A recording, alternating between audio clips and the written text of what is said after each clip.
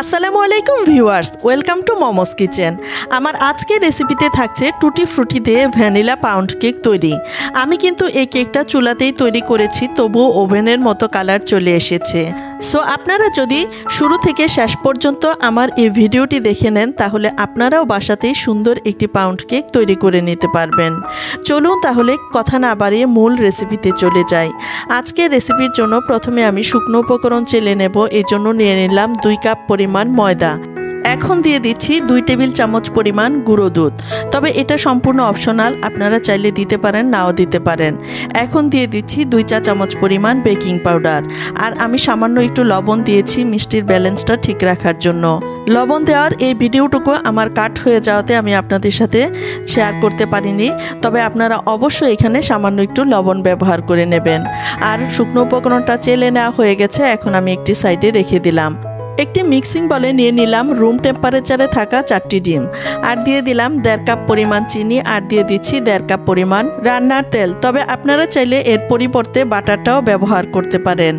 এখন আমি একটি বিটার মেশিনের সাহায্যে বিট করে নিচ্ছি, চিনিটা খুব ভালোভাবে গলে যাওয়া পর্যন্ত।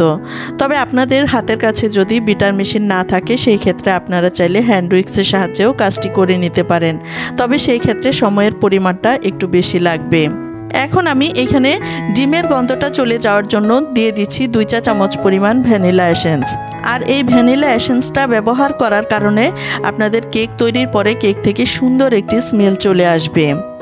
আর ইতিমধ্যে চিনিটা খুব সুন্দরভাবে গলে গেছে, আর ডিমের মিশ্রণটাও তৈরি হয়ে গেছে। আর এখন আমি আগে থেকে যে ময়দাটা চেলে রেখেছিলাম তার অর্ধেকটা এর মধ্যে দিয়ে দিলাম আর মিশিয়ে নিচ্ছি।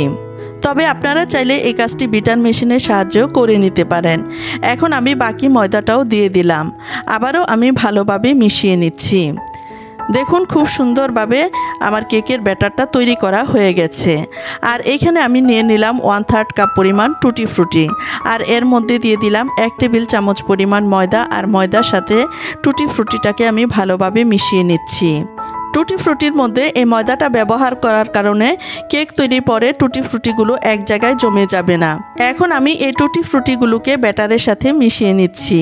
এই টুটি ফ্রুটি ব্যবহার করার কারণে আপনার কেকটা কিন্তু দেখতেও অনেক সুন্দর হবে, আর খেতেও মাশাআল্লাহ করে অনেক বেশি সুস্বাদু হয়। আর এরই মধ্যে আমার কেকের ব্যাটারটা তৈরি করা হয়ে গেছে। আর এখন আমি এখানে নিয়ে নিলাম 10 ইঞ্চি সাইজের একটি কেক মোল্ড, আর এর মধ্যে আমি একটি কাগজ বিছিয়ে এর মধ্যে তেল ব্রাশ করে নিয়েছি।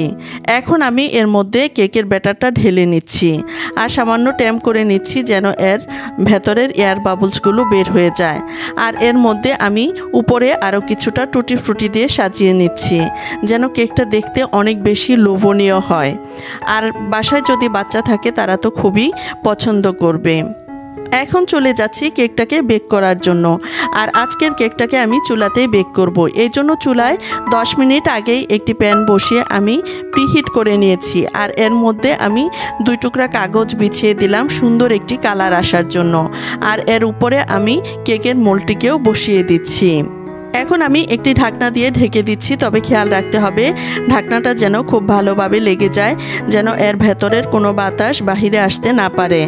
এখন আমি চুলার আঁচ লো আর মিডিয়ামের মাঝামাঝি করে কেকটিকে বেক করে নিলাম 50 মিনিট সময় ধরে। ফিরে আসলাম 50 মিনিট পর। এখন আমি একটি স্টিকের সাহায্যে কেকটিকে চেক করে নিলাম। দেখুন কেকটি সম্পূর্ণ হয়ে গেছে। এখন আমি কেকটিকে চুলা থেকে নামিয়ে ঠান্ডা করে নিলাম, আর দেখুন কেকটির মধ্যে কত সুন্দর একটি কালার চলে এসেছে। এখন আমি কেকটিকে সাইড থেকে ছাড়িয়ে নিচ্ছি, আর কেকটিকে মোল্ড আউট করে দেখাচ্ছি। কেকটি মোল্ড আউট করে নেওয়া হয়ে গেছে। এখন আমি এর নিচের অংশের কাগজটিকেও কেটে নিলাম। এখন আমি একটি কাটা নাইফের সাহায্যে কেকটিকে পিস করে দেখাচ্ছি, তবে আপনারা আপনাদের পছন্দ মতো কেকটাকে কেটে নিতে পারেন। আর আমি কিভাবে কাজটি করে নিচ্ছি সেটা আপনারা দেখে নিশ্চয়ই বুঝে নিতে পারছেন। সো আমার রেসিপি ফলো করে যদি আপনারা কেক তৈরি করেন, তাহলে আপনাদের কেকগুলো মাশাআল্লাহ অনেক সুন্দর হবে। দেখতেই পাচ্ছেন আমার কেকটি কত সুন্দর হয়েছে। দেখুন আমি কেকটিকে প্রায় 33টির মতো পিস করে নিয়েছি, তবে আপনারা আপনাদের পছন্দ অনুযায়ী কেকটিকে পিস করে নিতে পারেন। এখন আমি এক পিস কেক তুলে দেখাচ্ছি। দেখুন এর ভেতরটা কতটা সুন্দর হয়েছে। আর কেকটি কিন্তু অনেক বেশি সফট হয়েছে আর ভেতরটা অনেক বেশি মসৃণও হয়েছে। আর দেখে নিশ্চয়ই বুঝে নিতে পারছেন যে কেকটা দেখতে কতটা সুন্দর হয়েছে। মাশাআল্লাহ, খেতে অনেক ইয়াম্মি হয়েছে। পরিশেষে একথাই বলবো, যদি আমার ভিডিওগুলো ভালো লেগে থাকে আমাকে সাপোর্ট করার জন্য আমার চ্যানেলটি সাবস্ক্রাইব করে পাশে থাকবেন এবং পাশে থাকা বেল আইকনটি ক্লিক করে দিবেন। আবারও দেখা হবে নতুন কোনো ভিডিওতে। সে পর্যন্ত সবার সুস্বাস্থ্য কামনা করে বিদায় নিচ্ছি। আজ এ পর্যন্তই। আল্লাহ হাফেজ।